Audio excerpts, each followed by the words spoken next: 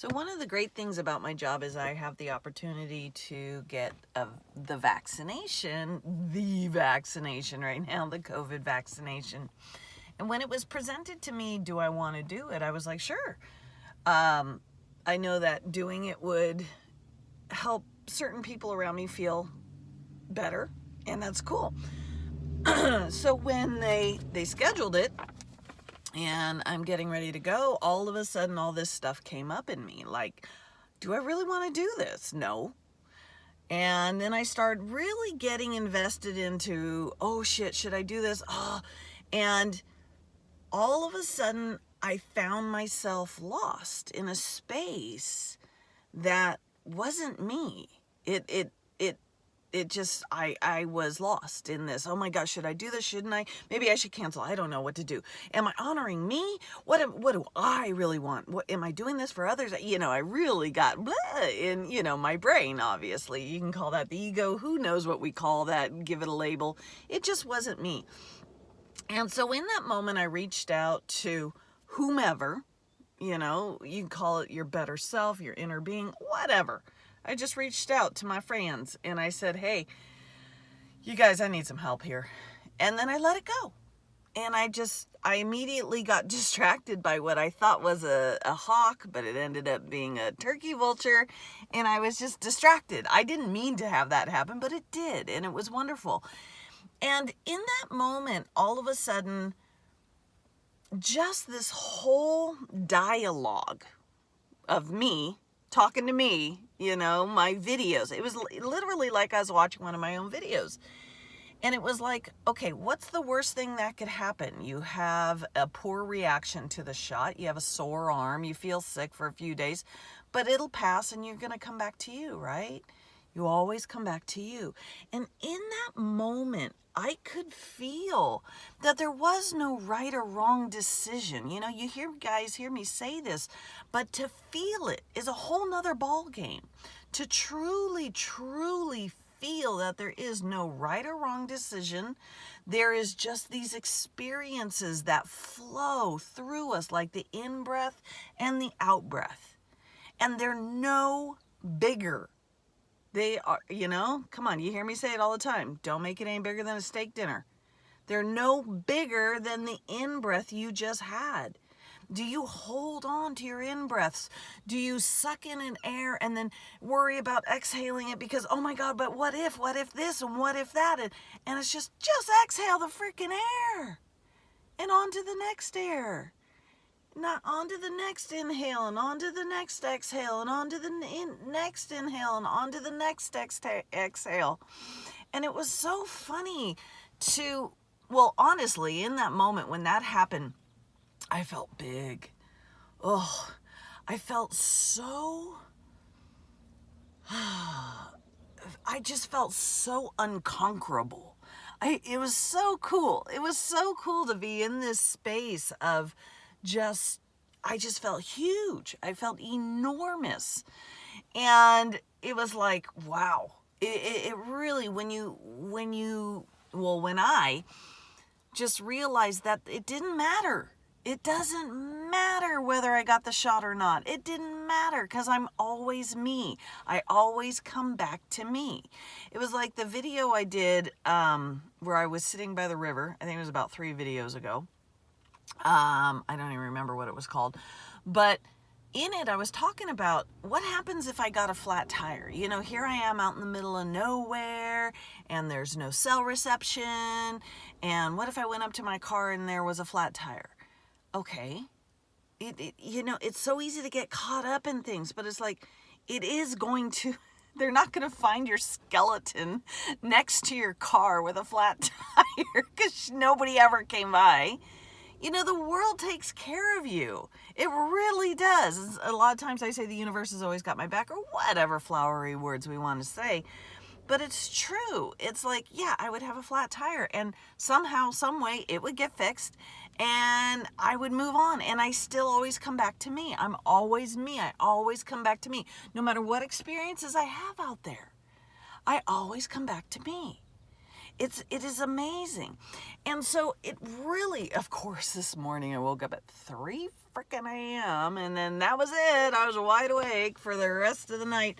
But it's really powerful to have those times because you can just lay there and get into a meditative space, whatever meditative space is to you. Is meditative, quieting the mind?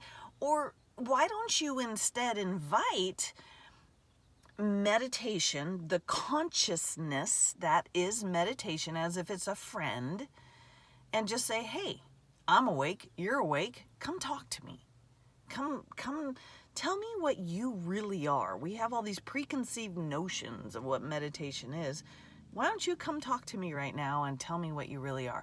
And then hang out and see what meditation has to say to you. And it's so powerful to step into those spaces and in those times when you wake up and you got nothing to do. You're not, like some friends of mine, they wake up and if they're awake, they're going to quick turn on the TV. And it's like, oh my God, you had this opportunity to be with you, this you that you always come back to, this you that is forever always present, sitting quietly, waiting. Just always right there, never judging you, never rolling its eyes and going, oh God, you blew it again. Never doing that, just always being there waiting for you, waiting for you, waiting for you to be with you on a deeper space maybe. So anyway, and so I'm sitting there and, I was imagining myself, I have been in a deprivation tank. I don't know if you've ever done that, but you go into this tank and you float in very salty water. And there's no sound, there's no sight, there's nothing to smell, there's nothing. All your senses are, the only thing you do possibly use is your feelings. You feel the water, but the water is set at the temperature of your body. So at some point you really lose that as well. And you're just floating in this deprivation tank. And so I was kind of just laying there this morning, remembering that and kind of moving myself into that space and just being with it, not needing something fancy and otherworldly to happen, just being there and letting whatever happen. And I was realizing that, as always, just like I just said a minute ago, with every in-breath and every out-breath, life occurs. And you guys hear me say this all the time. Everything comes in and leaves, especially without your permission, which is not, to be in the space of law of attraction, you really are focusing on what you can create, what you can make happen. And that's wonderful. It's actually a very fun practice. But in all actuality, to really step into, you have no idea. You really have no idea. We do have these desires, but to really step into, in this moment, I have no idea and I have no control of what is going to happen right now, like a bird flying by, or that car that just drove by, or the little sprinkles of rain that are happening right now. I had no idea that was going to happen, and yet it did, and it goes away. It's sprinkling and then stops sprinkling, and it's just the comings and goings of life that happen without my permission, and I just let that happen, right? And what things in your life do you let come and go, and what things do you grab onto? Do you stick your talons on and feel like you need to chew on it, and then it has no flavor left and you continue to chew? And these things make you anxious, and maybe these things make you angry. Or maybe it's certain things that you desire as love, you see as love, and you desire this, and you want it, and you think about it, and you realize you don't have it, and it's just, these things have so much power over you. And if you really think about it, when you let things come and go, like the weather, like whatever, cars going by, life happening around you, that's the same as breathing. You're inhaling and you're exhaling, you're inhaling and you're exhaling. And when something happens and you clock onto it. That's the same as holding your breath. Well, how long can you hold your breath? How long before you either need air again or you're going to what? Die. You need oxygen to flow. And so perhaps the reason certain things, when we hold on to it and we chew on it and we just can't let it go and it wakes us up at 3 a.m. and our brain gets going, perhaps the reason that feels so uncomfortable is because it's very similar to holding your breath. And your whole body is going, exhale or let it go. Just exhale it out. Just seriously, just if you've got something going, blow. Let it go and see how you feel with that blow. So for many, many years, over 30 years, I've taught fitness one way or another. I've taught yoga. I've taught all over the place. Your breath is huge. It's everything. And I did the last podcast I did with Ramona Andrews, and I believe, not Ramona Andrews, Ramona Gailey. And I believe it had something to do, I think the title has something to do with breathing. The whole thing was about this, and it was so powerful, and yet I forgot about it. And so recently my world has really, really brought into a lot of things that I thought I was done with that have come back around, right? I give myself the perception that these things have come back around. And it really is a lot like holding my breath. There's so much that, I'm holding on to, and it might just be an altercation or simply something somebody said behind me that had nothing to do with me, and it's even the things we love, even the things we cherish that we latch on to and we hold on like they're a life raft. Even that doesn't feel good. I truly believe our natural state, the state that is easiest when we're in autopilot and we're not thinking about it, is this state of in and out, come and go, all the time. And everything in your life, if you were to really focus on staying in that in and out mode, you would really see everything comes and goes. It really does. It comes in, you have an experience with it, and it goes. But you have the option of holding on to the experience instead of letting it just go. So let's say you get a phone call and it's one of those warranty things. And you're like, oh my God, that's the 5th one I've had. They're driving me up the wall. And instead of letting that phone just ring and that person, and then you hang up and now you're on to the next thing, you go to work and you're talking about it, and you see a meme that comes up about it, and now you get an email about it, and now you're talking about it to one of your siblings, and now you feel like there's something you need to do, like you need to call the government and they need to crack down on this. And see, now you're grabbing onto it. You didn't just let it go. The situation came into your experience and left. It left. And in its leaving, when you hung up the phone, that's it leaving. And you could have exhaled and let it go on and just, giggled it off and go on with your life. And 100,000 things happen to you all day long that are that exact same situation. An altercation with your boss. Some idiot driver on the road.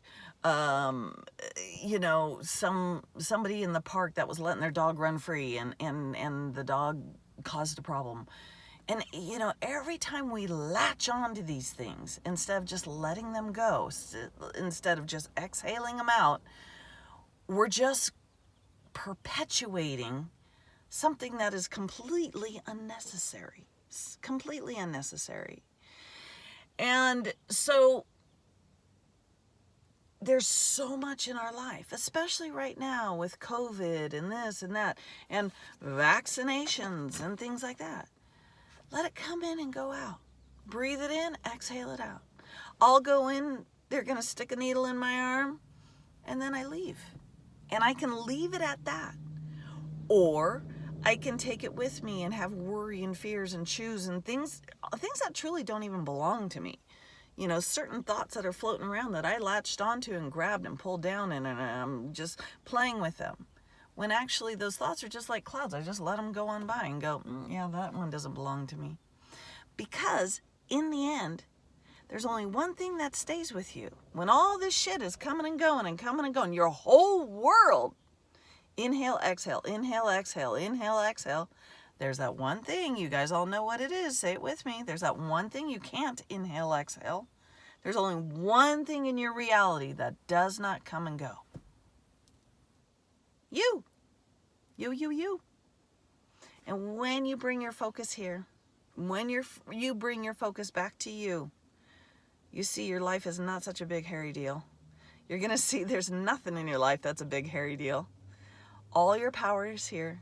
All your peace and your serenity and your love and your hate and your depression and your joy and your everything is right here. And you're not, you know, I see these memes that say something like, you know, once you do this, you will know ultimate wisdom and blah, blah, blah. That's all right here. You don't have to do anything. You don't have to be anything. All you have to do is just turn your attention right back here to the one thing that is always by your side. The one thing that is pure serenity, pure peace. And it's not even that. It's so much more than that. That's the candy of this world that we're in. That's the candy that is enticing. The word love, the word joy. That's just that's spiritual candy, right? You are the only reality. Isn't that, well, that's a whole nother video. We won't go there right now. But just breathe, you know, just breathe. It comes and goes, it comes and goes. And you will always come back to you. You can't lose you. You can't, nothing can harm you. They're just experiences. And you always, always come back to the awesome, amazing, wondrous, extraordinary, fantastic you.